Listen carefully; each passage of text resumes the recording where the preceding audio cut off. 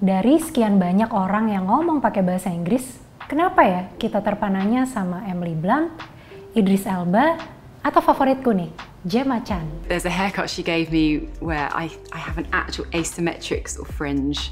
Yeah, I mean, I forgive her for that. Thanks, Mum. But not my best look. I just think there are so many people who don't have a voice, and if there's anything I can do to help those who have less power than myself, then that's something I have to at least try in some way. Adem banget ya dengernya. Gemma ini punya aksen Inggris yang disebut Received Pronunciation atau RP. Dan aku yakin sebagian dari kalian juga tertarik buat menguasainya, karena dianggap lebih elegan dibanding aksen Amerika misalnya. Padahal di Inggris ada banyak aksen lain selain RP. Tapi kenapa yang dianggap paling populer atau yang paling British itu Received Pronunciation ya? Nah, itu yang akan kita bahas. Termasuk juga gimana aksen bisa mempengaruhi persepsi bahkan tindak diskriminasi. Tapi sebelumnya subscribe YouTube Tirto sama follow Instagramnya dulu, biar kamu gak ketinggalan topik-topik yang menarik dan tentunya relate buat kita semua.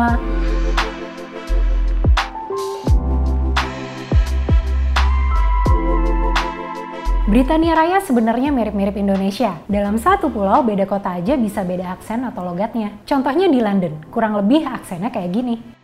And in a way I kind of like that kind of not knowing what you're going to get when you're going to go to the cinema. You watch trailers on the telly now, you know, and you've seen the film. Kalau kita geser ke Birmingham, logatnya udah beda lagi. I thought, that ain't good. And then one day I was walking down this road and I heard the Beatles for the first time and it was like, wow. Nah, demikian juga kalau kita lagi jalan-jalan ke Edinburgh, bakalan kedengeran kayak gini nih. I hope when people come to Scotland that they have a lot of time to explore, because there's just so many. It's really hard to pick just one place. Tapi dari semua aksen-aksen itu yang dianggap Inggris banget ya cuma yang satu ini. If you look at her within sort of the category of those Disney characters, she's kind of the rogue.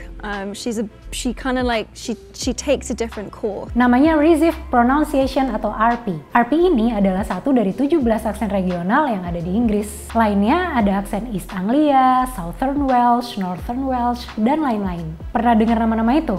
Kalau belum pernah ya wajar juga. Di antara aksen-aksen Inggris yang lain, RP emang punya reputasi sebagai aksen paling elegan dan bagi komunitas internasional yang dianggap paling British. Kok bisa? Penyebabnya ternyata nggak jauh-jauh dari status pemakainya, yaitu kaum elit dan berpendidikan. Received Pronunciation sebenarnya berusia muda. Aksen ini baru muncul pada pertengahan abad ke-19. Reputasinya bisa jadi high class sebab waktu itu dipakai di kelas sama lingkungan sekolah-sekolah, kampus, dan asrama elit kayak di Oxford atau Cambridge. Pada awal 1920-an, BBC Advisory Committee on Spoken English mewajibkan semua penyiar radio dan televisi BBC untuk siaran memakai aksen RP ini. Alasannya karena RP dianggap sebagai aksen yang paling mudah dimengerti. Cuma ya kebijakan itu secara nggak langsung tetap bikin kesan kalau aksen RP jadi semakin baku. Apalagi di masa yang sama ahli fonetik Daniel Jones menyusun English Pronouncing Dictionary. Kamus mengeja sesuai aksen RP yang rutin diterbitkan ulang oleh Cambridge University Press. Nah, ada satu faktor penting lain yang bikin aksen RP makin populer sampai keluar Inggris. Bisa nebak? Ya, pemakaiannya di serial televisi dan film layar lebar. Kita lihat perkembangan industri hiburan di abad ke-20. Waktu itu film dan serial televisi asal Inggris mulai banyak memakai aksen Received Pronunciation. Tahu lah ya, biasanya dipakai sama tokoh utama atau karakter yang dipandang punya power. Stereotip ini diteruskan hingga sekarang, terutama di Hollywood, di mana yang pakai aksen British pasti karakter yang classy, cerdas, atau eksentrik. Nah, apa efek dari fenomena ini? Mari kita simak penelitiannya Lawrence Davis dan Charles Haupt dari Wichita State University dan Ball State University. Mereka mencatat sebuah pandangan bahwa orang-orang yang nggak ngomong pakai aksen RP ngelihat orang dengan aksen RP sebagai sosok yang lebih teredukasi, lebih kompeten, atraktif, dan lebih kaya secara finansial. Well, sekali lagi ini cuman kesan ya. Lagi pula menjadikan aksen Received Pronunciation sebagai aksen baku tuh sebenarnya problematis. Kenapa? Menurut ahli bahasa dari Gestor Daily, Chi Lu, aksen amat mempengaruhi persepsi seseorang terhadap orang lain.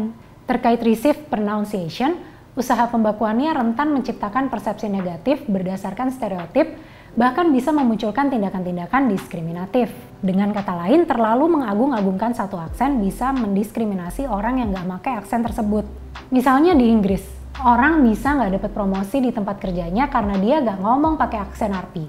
Ada juga yang jadi kesulitan memperjuangkan hak-hak sipilnya cuma gara-gara dia nggak biasa pakai aksen RP. Kita harus kembali ke akarnya. Gimana aksen RP mulanya dipakai sama orang-orang elit dan berpendidikan tinggi. Makanya sampai muncul juga anggapan kalau orang Inggris yang nggak ngomong pakai aksen RP itu dianggap nggak mampu belajar bahasa yang benar. Kasarnya, dianggap kurang pinter. Berlebihan?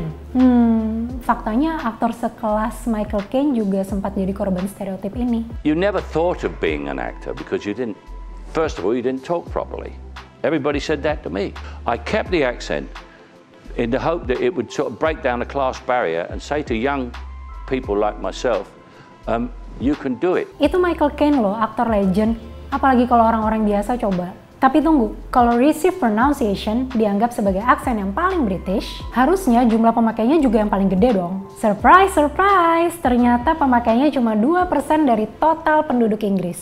Nah, yang lebih banyak dipakai, terutama di wilayah London, ya aksennya Michael Caine itu. Namanya aksen Cockney. Ini contoh lainnya. After I left my marriage, it was really interesting because I never had arguments with any of my boyfriends, let alone my marriage was very calm. Like, you know, you see us together. Like, ahli bahasa sering bilang kalau aksen Cockney ini adalah kebalikannya aksen received pronunciation. Sifatnya lebih merakyat sebab biasa dipakai sama orang-orang kelas menengah dan kelas pekerja yang jumlahnya lebih banyak daripada warga kelas atas. Ya, Cockney juga pernah dianggap sebagai aksen yang nggak banget sih. Beberapa orang sampai berusaha untuk ngilangin aksen asli mereka demi kemudahan hidup atau sesimpel biar nggak dibully. Untungnya sekarang zaman udah berubah. Aksen Cockney udah amat jarang jadi sumber hujatan.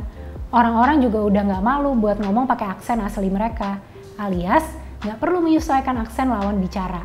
Dan emang harusnya kayak gitu kan? Betul bahwa setiap aksen mengandung kesan atau stereotip. Tapi naif banget kalau kita ngejudge atau bahkan beda-bedain orang berdasarkan logatnya.